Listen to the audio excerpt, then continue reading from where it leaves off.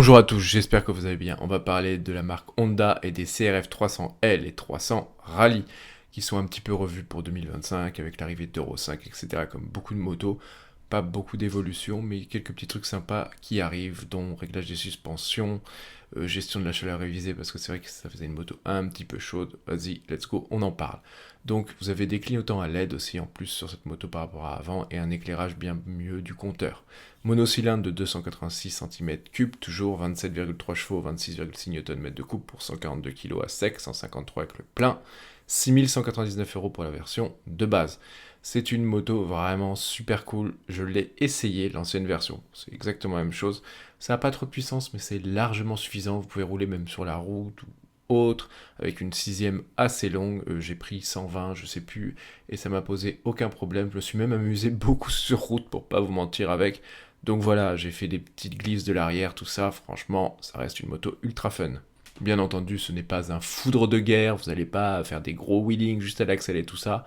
Non, même si vous pouvez en faire sans trop de soucis, pour avoir essayé, ça va très bien.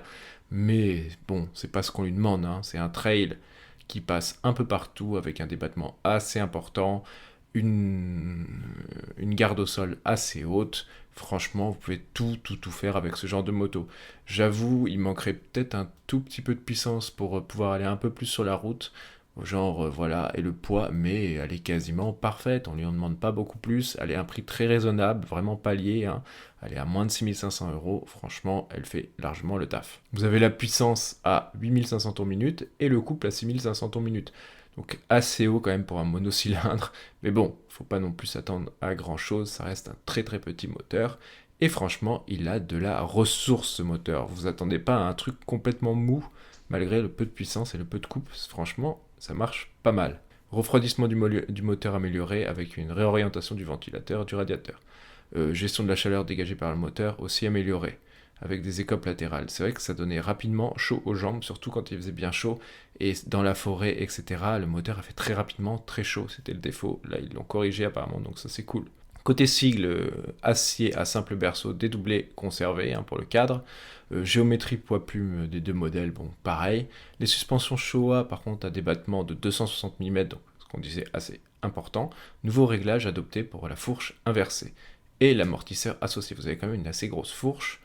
Et le démultiplication variable Proling sur cette moto. Donc en vrai, vous avez de l'accessoire assez performant pour une moto à prix accessible. L'éclairage est bien entendu maintenant en LED, clignotant aussi. Vous avez trois coloris, bon, je vais vous les montrer, mais rien de foufou. Et la version Rally, elle est à 7149 €. Je vous laisse et je vous dis bonne journée, Rider, bye bye.